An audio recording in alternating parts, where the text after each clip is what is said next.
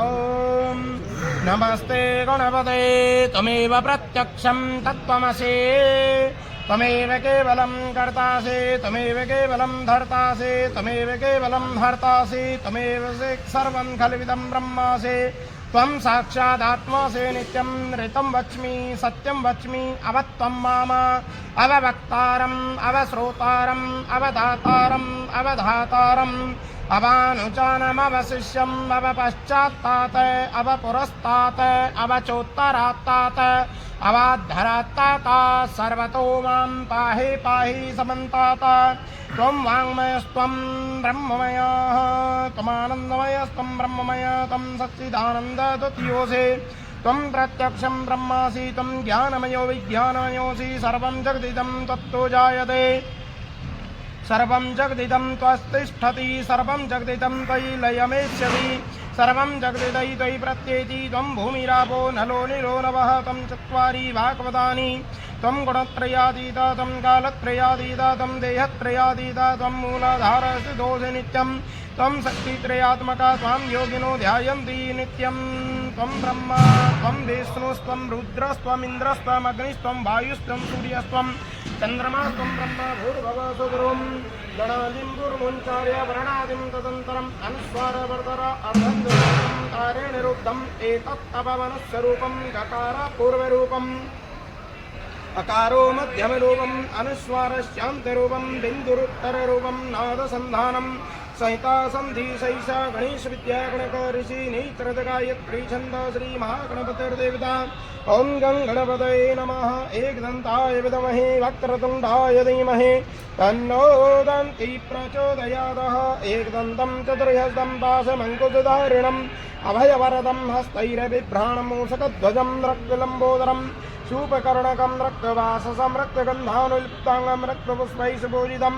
भक्तानुकम्पिनं देवं जगत्कारणमच्युतम् आविर्भूतं च सृष्टियादौ प्रकृते पुरुषात् परम् एवं ध्यायति यो नित्यं स योगी योगिनां वरः नमो व्रातपदये नमो गणपतये नमः ब्रह्मपदये नमो विलम्बोदराय एकदन्ताय विघ्नविनाशने शिवसुताय श्रीवरदमूर्तये नमो नमः।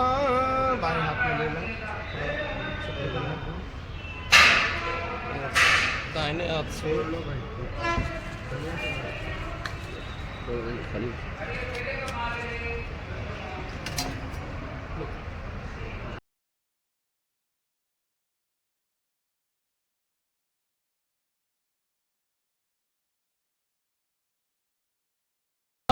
कलशस्मुखे विष्णु कंठे रुद्र समासृता मूले त्वस्तदोरं मध्ये मात्रगणा स्मृता पक्षदुसागरा सर्वे सप्तदीपा सुन्दरारक वेदो साम्य वेदयादिवर्णं सदा सर्वे कलशं दुसमासृता त्रिगायत्री सावित्री सन्धिविष्टिकरितः आयं दुदे पूजार्थं धैर्यदाक्षकारका श्रीप्रणदेवताभ्यो नमः। ॐ ओंकारमिन्दु संयुक्तं नित्यं ध्यान्ति योगिना कामदमुक्तं च ओंकारदेवताभ्यो नमः। ओम श्री सदैरमीकवतन्या महोरार्देवार्धवेन कद्राणि रूपेण सर्वव्याप्तमय शरण्यखाणा मुम्मयि खाणा सुरलोकमयि खाणा मातृलक्ष्मी नमः। ओम धूर्वासम्मा कृष्णेन रजसावर्तमानो निवेशयन्नामृतं मर्दं च हिरण्येन सवितार्थेन देवो यादि भुवनानि वजं ह्रां ह्रीं ह्रौं सूर्याय नमः। ओम इमं देवा असपदकं सबुद्धं महते कद्राय महते ज्येष्ठाय महते चन्द्रेशाय राजास्मोऽस्माकं ब्राह्मणानां कौर्यभूरसं चन्द्रमसे नमः। ओम अग्निमूर्ता देवाका कदपति पृथिव्या अयम् अपाग्वं रेताकुंसीनन्दिङ्गारकाय भौमाय नमः। ओम अद्वैतस्वाग्ने प्रतिजा करैतमिजा पूर्णे सकुं धृतामियं चास्मि तदाचियद्युत्तरविश्वे देवा यजमानसवर्षम्बुधाय नमः। ओम बृहस्पति यदि अदर्यराधमतमादे कृतनिमेषो यदि देशे ऋतिः प्रजाते तस्मासु द्रविणं दे चित्रं श्री बृहस्पतये नमः। ओम अन्नात्मरिषदोर्धं ब्राह्मणानां सौम्यं प्रजापति ऋतेन सत्रम्यन्नकं सत्नमतास्त्र श्री शुक्राय नमः। ओम सन्नो देवीरवैतया आपो बन्धुवेदे संयोर्विश्रवन्दना शनिचराय नमः। ओम कयान चन्द्रया भवतु ते सदामृतं राहवे नमः। ओम केतुं क्रण्डवन्न केतवे भेषो मर्यावसे समूसदिभिर्जातकिं केतवे नमः। ओम भूर्भुवः स्वं सदां भैरवाय नमः। ओम भूर्भैरवाय नमः। ओम भीषण भैरवाय नमः। ओम कपाल भैरवाय नमः। ओम अपस्त भैरवाय नमः। ओम गृहस्थ भैरवाय नमः। ओम ओम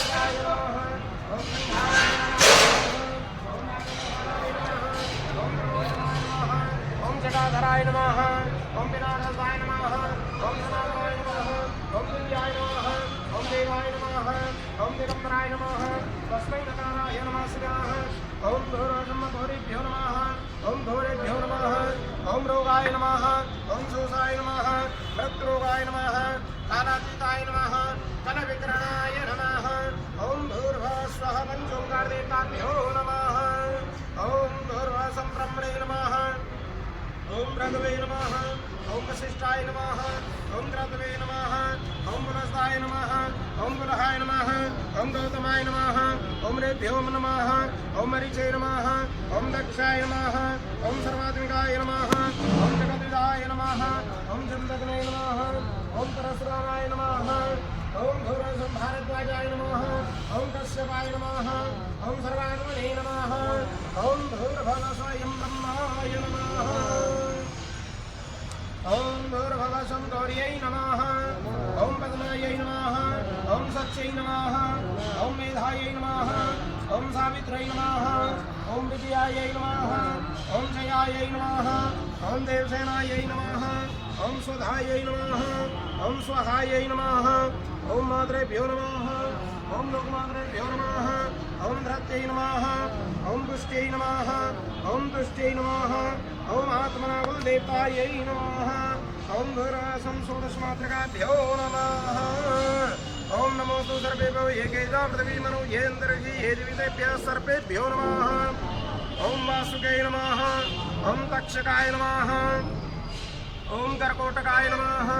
ओम सर्वात्मकाय नमः। ओम शेषनागाय नमः। ओम शंखपालाय नमः। ओम सर्वात्मने नमः। ओम घोरभवसं दिव्ययोगायै नमः।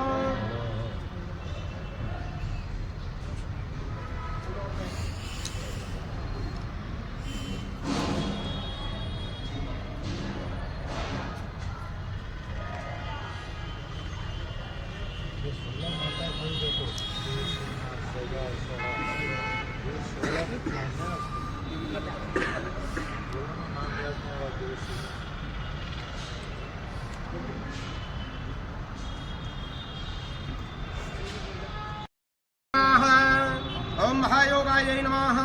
ओम सिद्धियोगायै नमः। ओम महेश्वर्यै नमः। ओम पिशाचिन्यै नमः। ओम डाकिन्यै नमः। ओम कालरात्रै नमः। ओम निशाचर्यै नमः। ओम कंकाल्यै नमः। ओम रुद्रवेताल्यै नमः। ओम हुंकार्यै नमः। ओम कंकाल्यै नमः। ओम ऊर्ध्वकेशै नमः। ओम विरूपाक्षै नमः।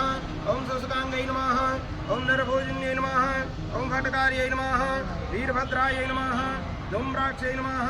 फलप्रियायै नमः।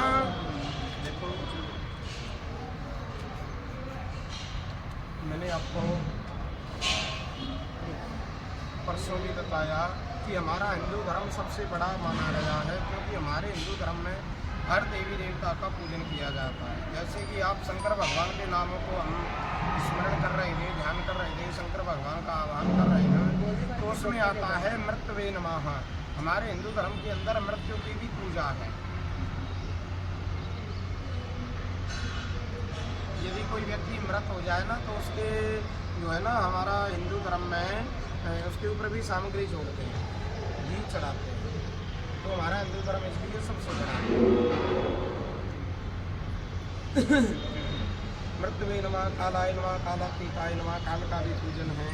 और जो है अब जो आप नाम का स्मरण कर रहे हो, वो आ रहा है 64 योगिनियों का। 64 योगिनियों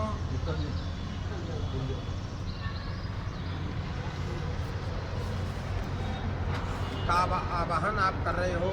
इन्हीं नामों में से एक देखो, ये कहाँ से आई कि जिस समय शंकर भगवान और माता सती की शादी हुई थी, तो शंकर भगवान के जो ससुर थे वो थे राजा दक्ष। राजा दक्ष एक बार अपनी सभा में बैठे थे। सभा में जैसे ही आए तो सभी जो है दरबारी उनके खड़े हो गए, लेकिन शंकर भगवान बैठे रहे। राजा दक्ष के मन में थोड़ा सा पाप आ गया कि मेरे दामाद ने मेरा अपमान किया है, सब लोग खड़े हुए, ये खड़े नहीं हुए। इसलिए शंकर भगवान से जो है ना राजा दक्ष द्वेष मानने लग गए। समय गुजरता गया, राजा दक्ष ने सोचा भाई शंकर जी से बदला जरूर लूंगा, क्योंकि किसी भी व्यक्ति के अंदर कोई बड़प्पन या अभिमान आ जाता है ना तो उसका पतन शुरू हो जाता है। राजा दक्ष ने सोची कि मैं अपने अपमान का बदला जरूर लूंगा। समय गुजरा और राजा दक्ष ने एक बहुत बड़े यज्ञ का आयोजन किया। यज्ञ का आयोजन किया तो उस यज्ञ में सभी ऋषि मुनि देवताओं के लिए निमंत्रण पत्र दिया, लेकिन शंकर और सती के लिए कोई भी निमंत्रण पत्र नहीं दिया गया।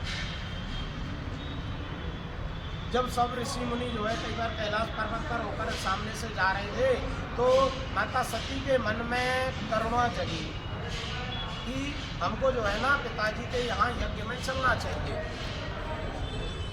वो जो है शंकर भगवान से कहने लगी, प्रभु देखो माताओं की एक खास विशेषता होती है, जो कुछ काम लेना हो ना तो थोड़ा सा ज़्यादा मीठा बन जाता है। शंकर भगवान से कह रही है रानी सती कि प्रभु आपके ससुर जी ने, ये नहीं कहा कि हमारे पिताजी ने, आपके ससुर जी ने एक बहुत बड़े यज्ञ का आयोजन किया है और हमें वहाँ पे चलना चाहिए। तो शंकर भगवान कहने लगे कि अरे देवी, आयोजन तो किया है लेकिन हमारी तो उनसे जो है लड़ाई चली, झगड़ा चला हुआ है, इसलिए हम नहीं जाएंगे, ना हमारे लिए कोई निमंत्रण आया। क्योंकि ये कहावत है कि आवत ही हर्ष नहीं और नैनन नहीं स्नेह, तुलसी तहाँ न जाइए चाहे कंचन बरस में। तुलसीदास कहते हैं आवत ही हर्ष नहीं, जाते ही दूसरा आदमी खुश ना हो, नैनन नहीं सने आंखों में प्यार ना हो, तुलसी कहाँ न जाइए। तुलसीदास बाबा कहते हैं कि वहाँ पे नहीं जाना चाहिए, चाहे कंचन बरस में, चाहे वहाँ हीरे मोतियों की ही बरसात क्यों ना हो रही हो, जहाँ पे व्यक्ति का मान सम्मान इज्जत ना हो वहाँ पे बिल्कुल भी नहीं जाना चाहिए। शंकर भगवान कह रहे हैं कि हमारे लिए कोई निमंत्रण भी नहीं आया और हमारी उनसे लड़ाई झगड़ा चला हुआ है, इसलिए हम नहीं जाएंगे। सती महारानी बार बार आग्रह कर दिए कि प्रभु हो सके कोई निमंत्रण पत्र आया हो, कार्ड भेजा हो, हम तो शायद नहीं थे उस टाइम, निमंत्रण पत्र आया जरूर होगा, हो सके रास्ते में कहीं रह गया हो, नहीं पहुंच पाया हो, लेकिन हमें चलना चाहिए। शंकर भगवान कहने लगे देवी आप ज़्यादा आग्रह करती हो ना तो आप चले जाओ, हम नहीं जाएंगे। शंकर भगवान ऐसा बोल करके बिल्कुल अपनी समाधि में बैठ गए। सती महारानी नहीं मानी और वो अपने घर से अपने पिता के यहाँ चल दी कैलाश पर्वत से।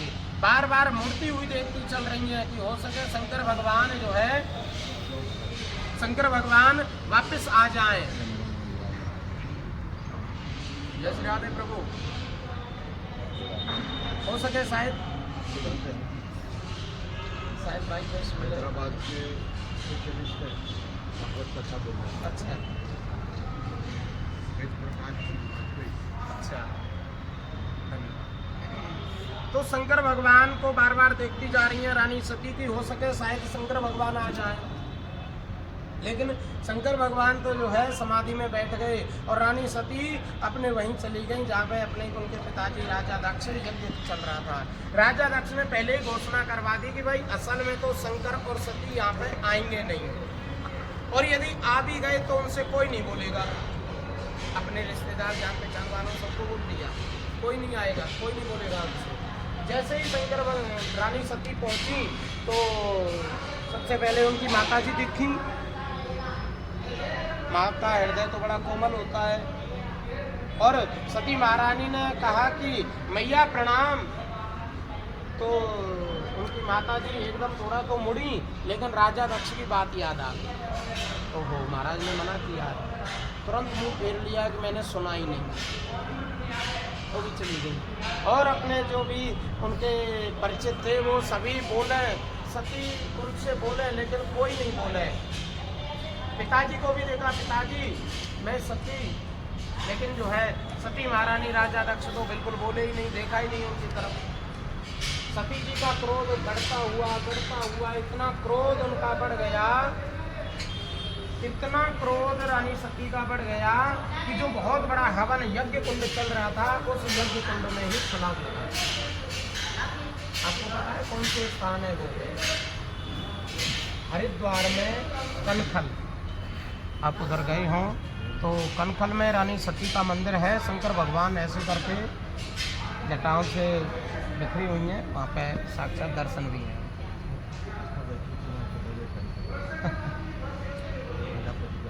हाँ, तो वहाँ पे बहुत जो है ना सती महारानी उसमें सती हो गई, छलांग लगा दी। अब तो यज्ञ विध्वंस हो गया। कुछ गढ़ों ने जाकर के शंकर भगवान को सूचना दी कि प्रभु सती महारानी ने ऐसे ऐसे कर लिया है। शंकर भगवान जो समाधि में बैठे थे, समाधि एकदम कोई अचानक व्यक्ति भजन कर रहा है, कीर्तन कर रहा है और कोई अचानक वाली खबर सुने, एकदम ध्यान भटकता है, टूटता है।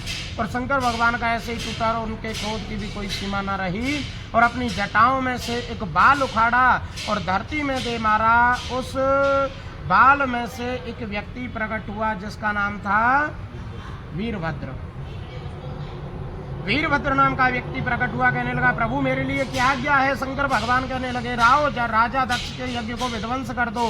वीरभद्र ने जाकर के राजा दक्ष की गर्दन काट दी, गर्दन अमनिया कर दी, यज्ञ विध्वंस हो गया। तब भी शंकर भगवान का क्रोध शांत नहीं हुआ और शंकर भगवान स्वयं वहां चल करके आए जहां सती जी का जो शरीर है वो जल रहा था।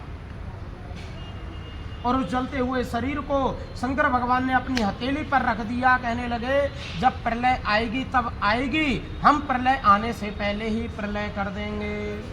क्योंकि गुस्से में तो पता नहीं क्या क्या प्रलय, घरों में भी प्रलय होती हैं जी गुस्से में, है ना। तो शंकर भगवान को क्रोध आ रहा था तो शंकर भगवान ने कही प्रलय आएगी तब आएगी, हम प्रलय आने से पहले ही प्रलय करेंगे। सभी ऋषि मुनि जो है भगवान ब्रह्मा जी के पास में गए, महाराज आप तो सृष्टि के रचयिता हो, ये कैसी सृष्टि रची? अभी तो आपने सृष्टि रची और अभी से श्रृंगार हो गया, तो कैसे चलेगा आगे? बोले भैया सृष्टि रचने का हमारा काम था, पालन करता भगवान विष्णु है, अतः हमें उन्हीं की शरण में चलना चाहिए, तभी हमारी मनोकामना पूरी होगी। वो सभी जो है भगवान विष्णु के पास में पहुंचे, भगवान से प्रार्थना करी कि प्रभु ऐसे ऐसे बात हो गई।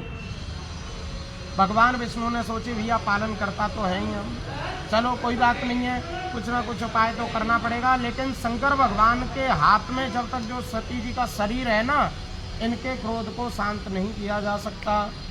अतः भगवान विष्णु ने अपना सुदर्शन चक्र लिया और जो सती जी का शरीर जल रहा था उसके टुकड़े टुकड़े कर दिए।